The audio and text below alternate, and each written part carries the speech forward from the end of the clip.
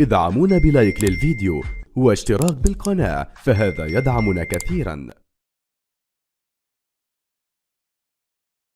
بسم الله الرحمن الرحيم. شكرا زميلي تركي شديد. أيها السيدات والسادة، أيها الأحبة الكرام من كل مكان، متابعينا مشاهدينا عبر قنوات السي، السلام عليكم ورحمة الله وبركاته، وإياكم في ملعب مرسول بارك في هذه المواجهة الجديدة في دوري روشن السعودي ضمن مباريات الأسبوع رقم 12.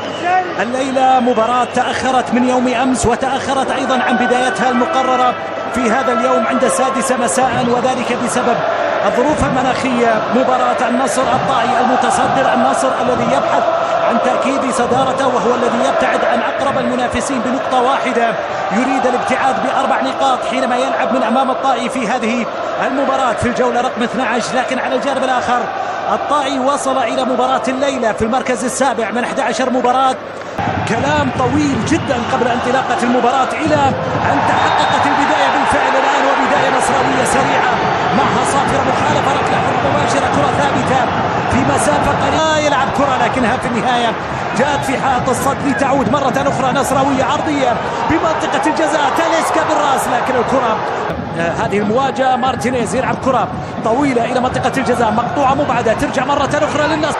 يعني أصبح في محل ثقة الجماهير النصراوية مثل تاليسكا انطلق، تاليسكا شق طريقه، لكن في النهاية تمكن الدفاع في الطائي من ابعاد الكرة من امام تاليسكا. وسط مطالبات من الجماهير النصراوية بوجود مخالفة في هذه اللقطة. الحكم الأساسية رمية جانبية ملعوبة إلى منطقة الجزاء، لكن بالراس مبعدة، ترجع إلى لويس غوستافو وتسديدة إلى خارج أرضية الملعب.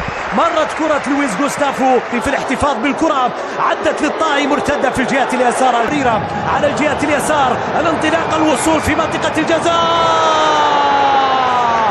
والتسديدة لخارج أرضية الملعب. موسونا شق طريقة من الجهة اليسرى، اندفع للأمام كثير من زمن شوط المباراة الأول، فقط 10 دقائق في حركة جميلة في ملعب المباراة.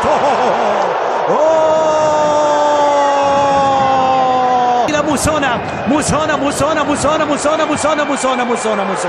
هذا جاي مشاغب الليلة. موسونا انطلق في اليسار ومح إلى لاعبين من أجل أن يصحح بعض اللقطات في أرضية الملعب. الكرة للطائي إلى محاولة لأمير سعيود عدى، ما زالت الكرة مع يعدي من الثاني، خطيرة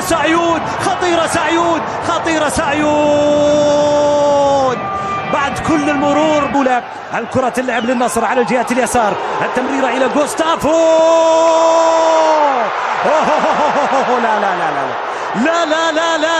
لا مش طبيعي أبدا كل ما يحدث في المباراة. إذا تاليسكا يضيع بعد الكرة اللعب على الجهة اليمنى، الطائي مع محاولة وعرضية، أوسبينا كرة في وسط الملعب إلى مبنزا أوسبينا قلت لك أوسبينا وفيها مغامرة كبيرة يا أوسبينا. ما زالت معه بتسديدة لكنها مقطوعة، تعود للنصر إلى بيتي مارتينيز،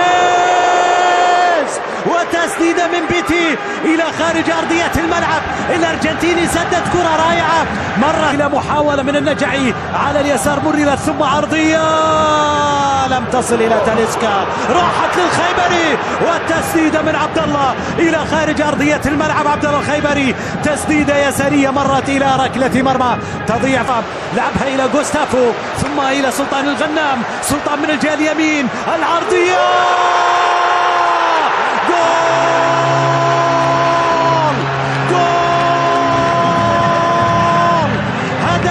من تاليسكا، عرضية ساحرة من سلطان الغنام واصلة تاليسكا بكل أناقته، تاليسكا بكل رشاقته، غزاهم وسجل في مرماهم، وأهدى لجمهور النصر على زخات المطر أول أهداف النصر في شوط المباراة الأول، 1-0.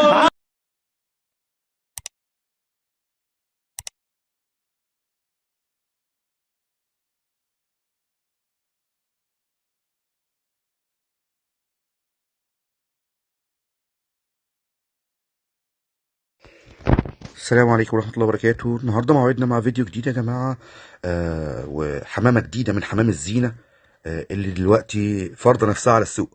النهاردة هنتكلم عن حمام البومة الصيني أو الفلل أو الكرك. حمام الكرك أو البومة الصيني أو الفلل من افضل الحمام اللي فرض نفسه عندنا في مصر دلوقتي.